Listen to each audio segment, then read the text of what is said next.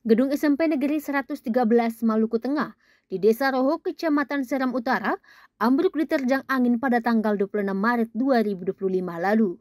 Robohnya bangunan sekolah beratap daun rumbia dan bahan lain seadanya itu berdampak pada proses belajar mengajar. Olehnya jajaran TNI Polri, termasuk Korambil Bula Seram bagian timur, turun tangan bersama warga setempat membangun gedung yang baru dengan masih berbahan yang sama Jumat kemarin.